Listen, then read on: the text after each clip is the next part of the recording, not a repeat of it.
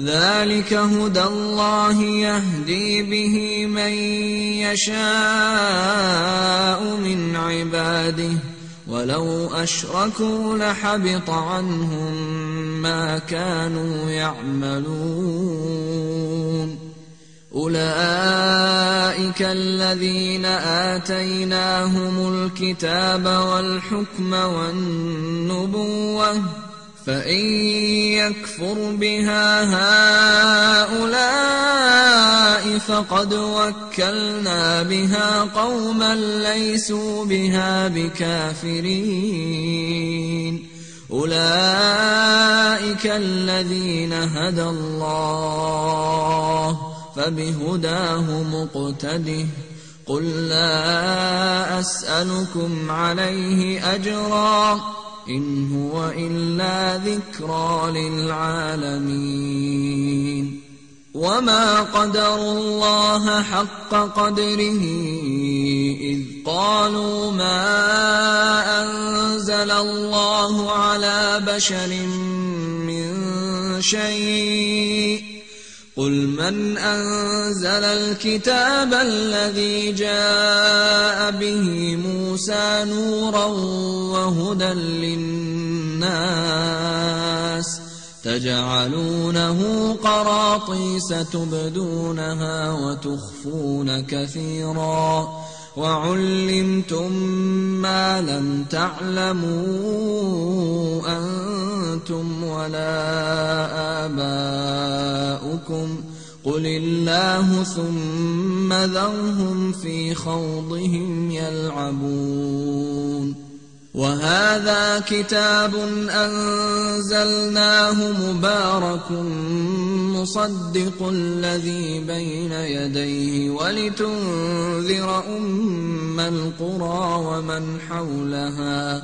والذين يؤمنون بالآخرة يؤمنون به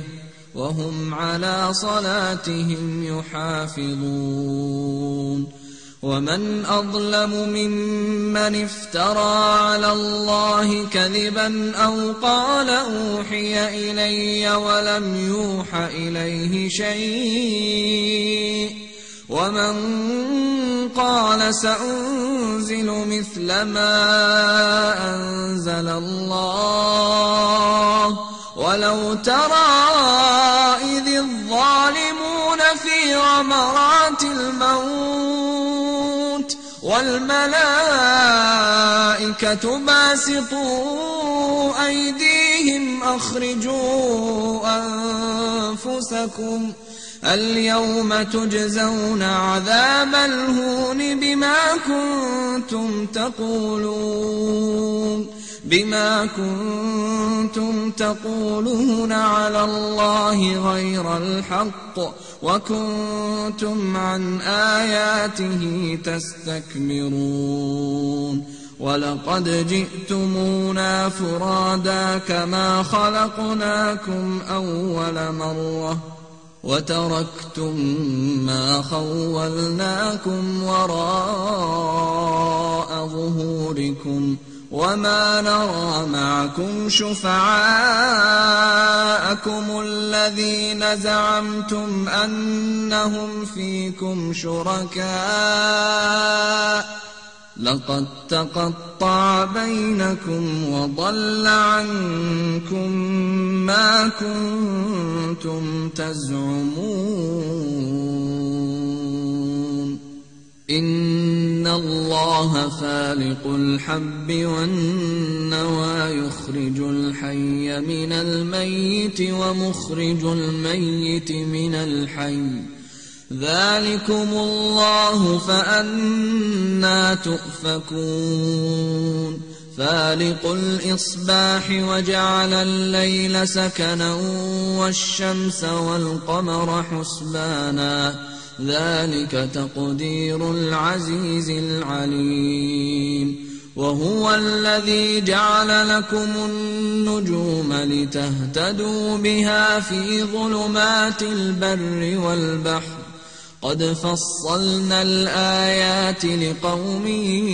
يعلمون وهو الذي أنشأكم من نفس واحدة فمستقر ومستودع قد فصلنا الآيات لقوم يفقهون وهو الذي أنزل من السماء ماء فأخرجنا به نبات كل شيء فأخرجنا منه خضرا نخرج منه حبا متراكبا ومن النخل من طلعها قنوان دانية وجنات من أعناب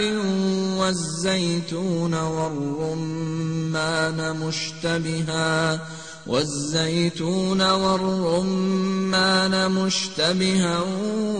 وغير متشابه انظروا إلى ثمره إذا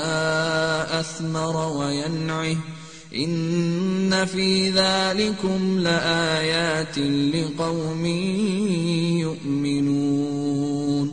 وجعلوا لله شركاء الجن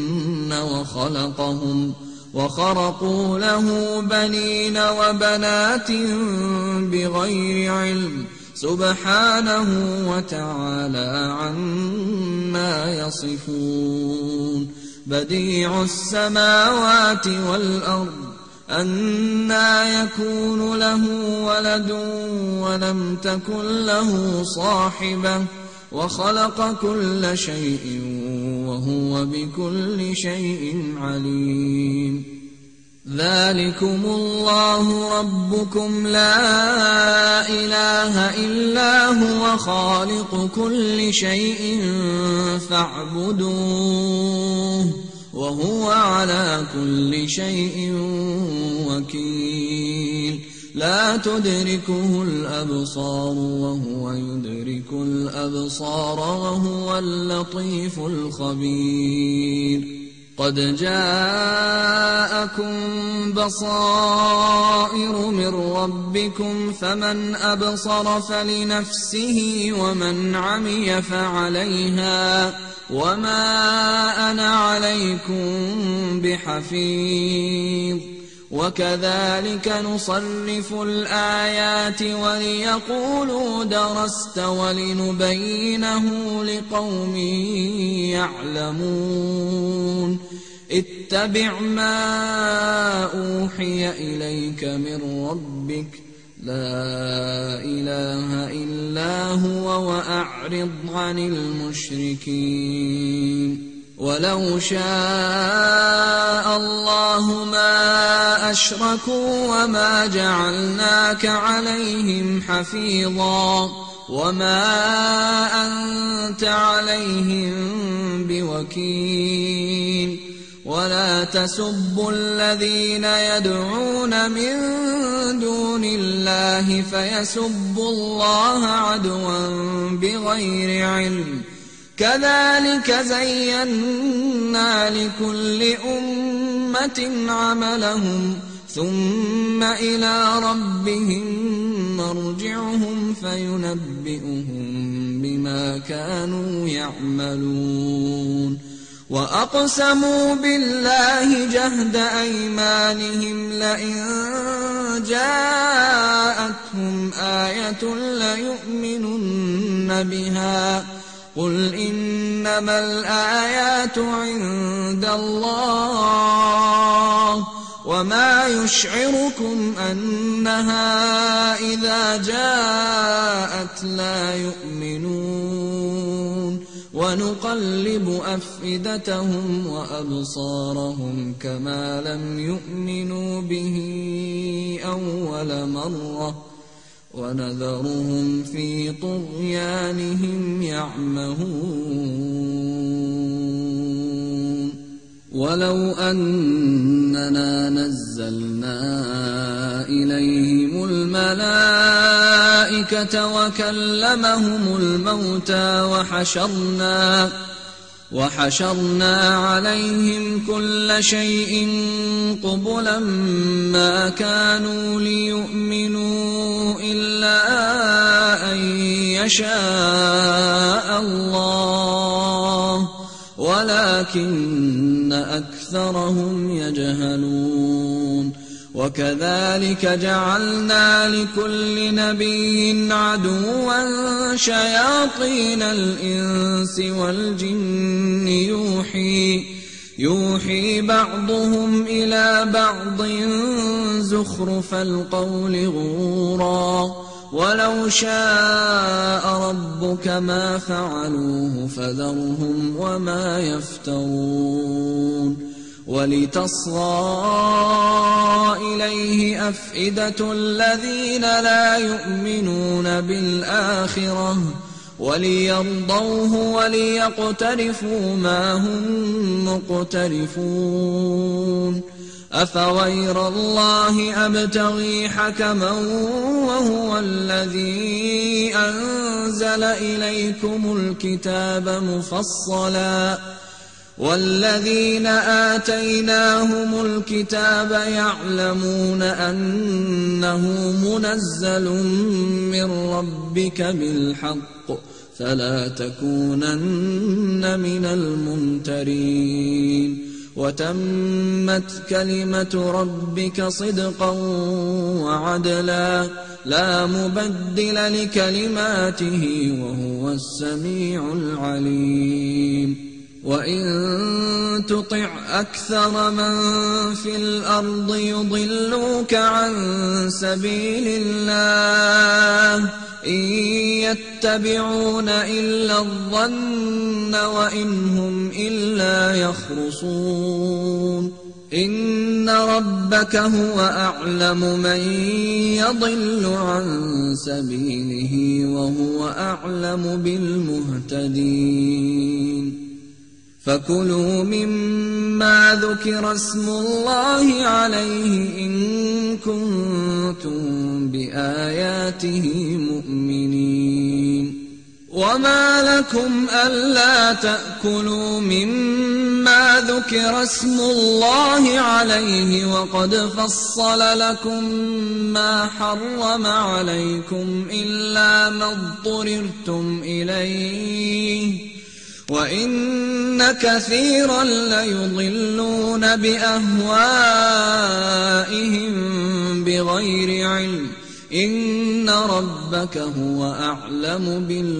بالمعتدين وذروا ظاهر الإثم وباطنه إن الذين يكسبون الإثم سيجزون بما كانوا يقترفون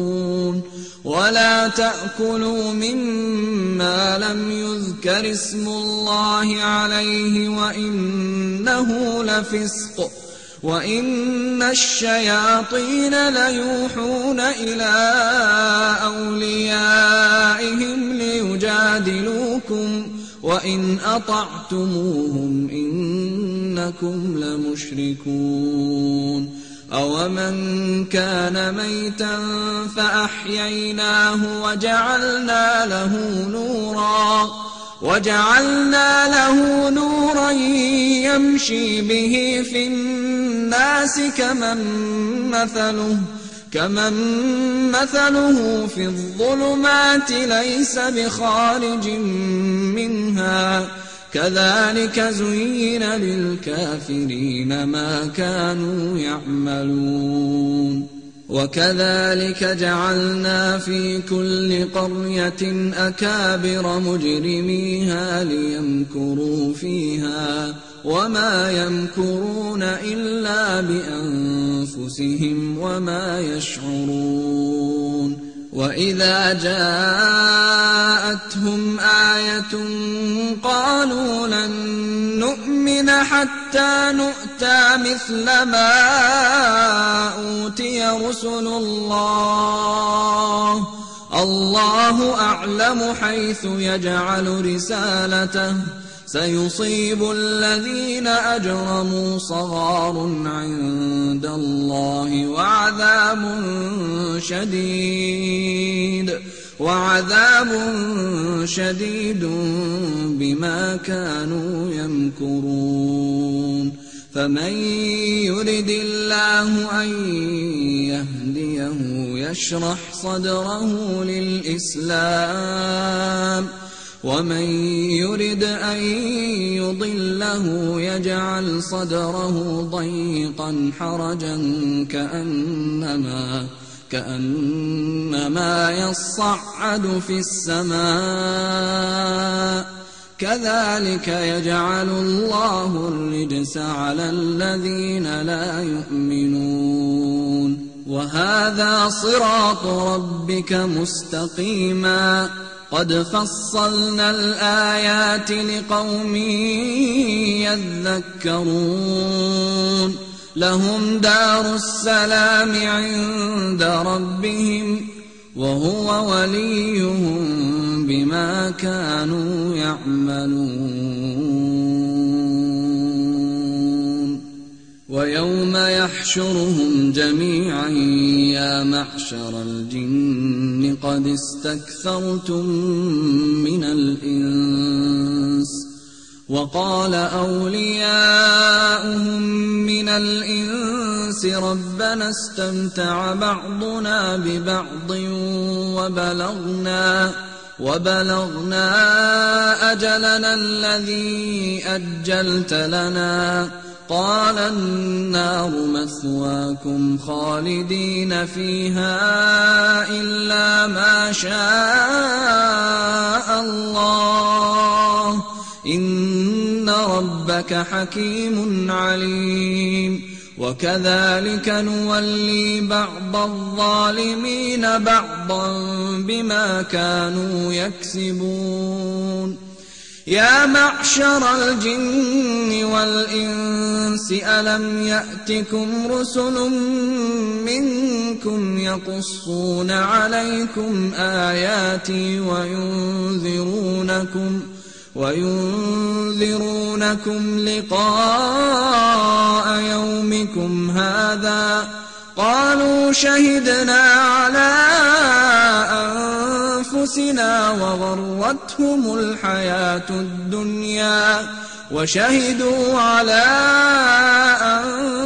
أنفسهم أنهم كانوا كافرين ذلك أن لم يكن ربك مهلك القرى بظلم وأهلها غافلون ولكل درجات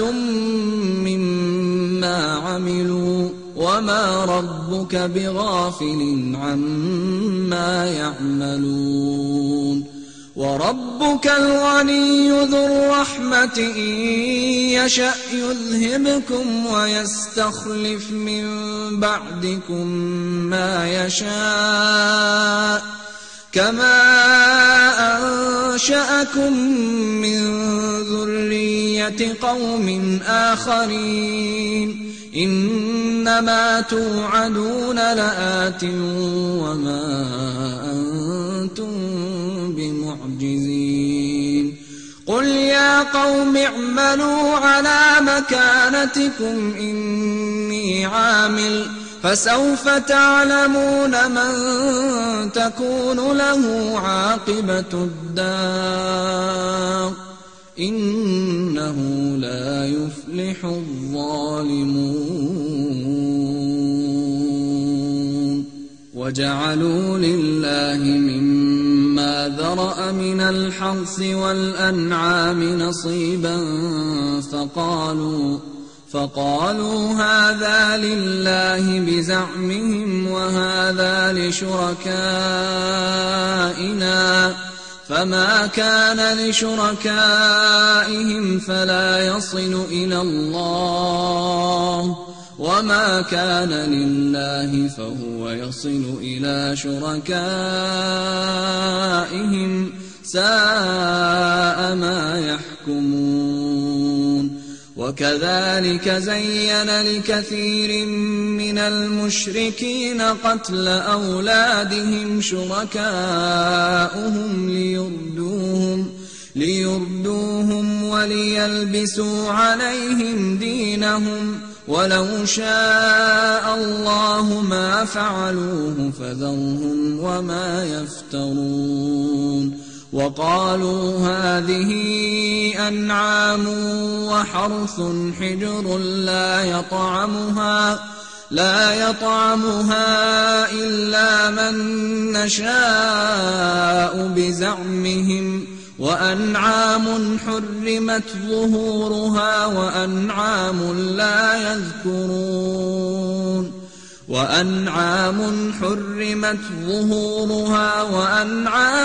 لا يذكرون اسم الله عليها افتراء عليه سيجزيهم بما كانوا يفترون وقالوا ما في بطون هذه الأنعام خالصة لذكورنا ومحرم على أزواجنا وإن يكن ميتة فهم فيه شركاء سيجزيهم وصفهم إنه حكيم عليم قد خسر الذين قتلوا أولادهم سفها بغير علم وحرموا ما رزقهم الله افتراء على الله قد ضلوا وما كانوا مهتدين وهو الذي أنشأ جنات معروشات وغير معروشات والنخل والزرع مختلفا أكله والزيتون والرمان متشابها وغير متشابه كلوا من ثمره إذا أثمر وآتوا حقه يوم حصاده ولا تسرفوا إنه لا يحب المسرفين ومن الأنعام حمولة وفرشا كلوا مما رزقكم الله ولا تتبعوا خطوات الشيطان إنه لكم عدو مبين 8 أزواج من الضأن 2 ومن المعز 2 قل الذكرين حرم أم الأنثيين أما اشتملت عليه أرحام الأنثيين نبئوني بعلم إن كنتم صادقين ومن الإبل 2 ومن البقر 2 قل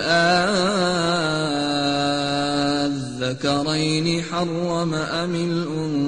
الأنثيين أما اشتملت عليه أرحام الأنثيين أم كنتم شهداء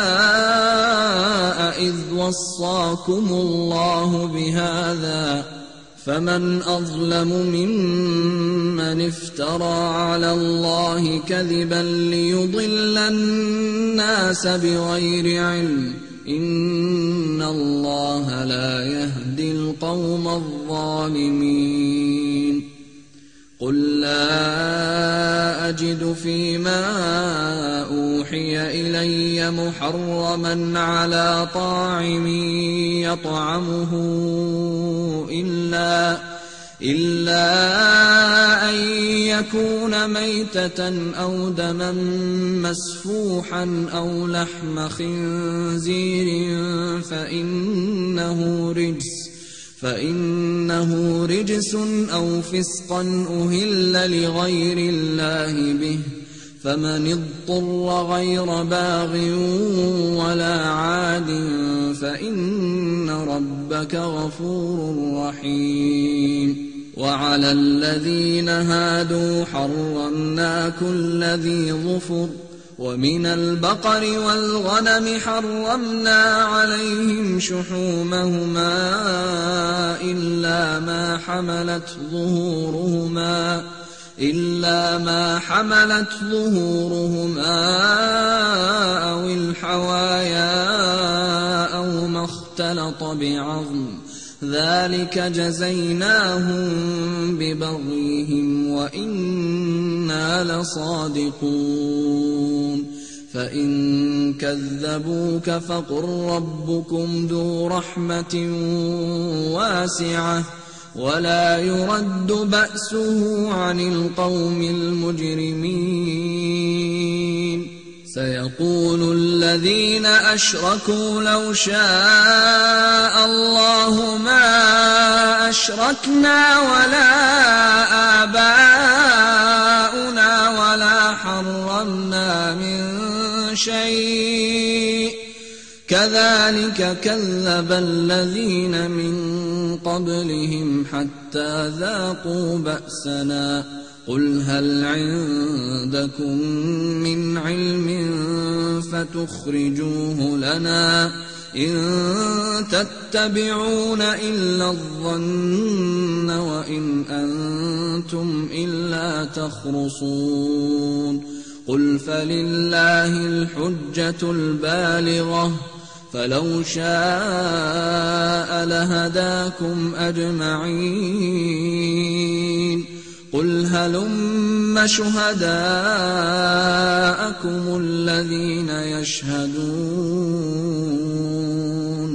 الذين يشهدون أن الله حرم هذا فإن شهدوا فلا تشهد معهم ولا تتبع أهواء الذين كذبوا بآياتنا والذين لا يؤمنون بالآخرة وهم بربهم يعدلون قل تعالوا أتل ما حرم ربكم عليكم ألا تشركوا به شيئا وبالوالدين إحسانا ولا تقتلوا أولادكم من إملاق نحن نرزقكم وإياهم ولا تقربوا الفواحش ما ظهر منها وما بطن ولا تقتلوا النفس التي حرم الله إلا بالحق ذلكم وصاكم به لعلكم تعقلون ولا تقربوا مال اليتيم إلا بالتي هي أحسن حتى يبلغ أشده وأوفوا الكيل والميزان بالقسط لا نكلف نفسا إلا وسعها وإذا قلتم فاعدلوا ولو كان ذا قربى وبعهد الله أوفوا ذلكم وصاكم به لعلكم تذكرون وأن هذا صراطي مستقيما فاتبعوه ولا تتبعوا السبل فتفرق بكم عن سبيله ذلكم وصاكم به لعلكم تتقون ثم آتينا موسى الكتاب تماما على الذي أحسن وتفصيلا لكل شيء وهدى ورحمة لعلهم بلقاء ربهم يؤمنون وهذا كتاب أنزلناه مبارك فاتبعوه واتقوا لعلكم ترحمون أن تقولوا إنما أنزل الكتاب على طائفتين من قبلنا وإن كنا عن دراستهم لغافلين أو تقولوا لو أنا أنزل علينا الكتاب لكنا أهدى منهم فقد جاءكم بينة من ربكم وهدى ورحمة فمن أظلم ممن كذب بآيات الله وصدف عنها سنجزي الذين يصدفون عن آياتنا سوء العذاب بما كانوا يصدفون هل ينظرون إلا أن تأتيهم الملائكة أو يأتي ربك أو يأتي بعض آيات ربك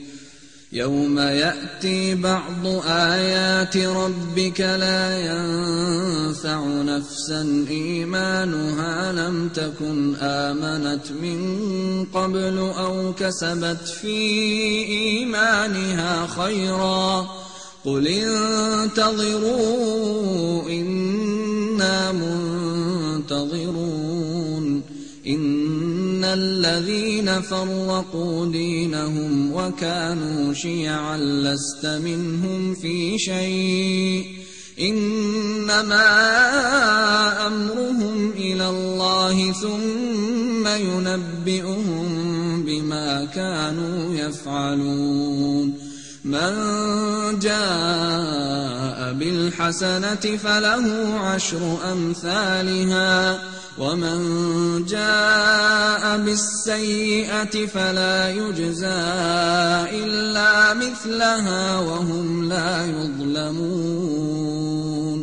قل إنني هداني ربي إلى صراط مستقيم دينا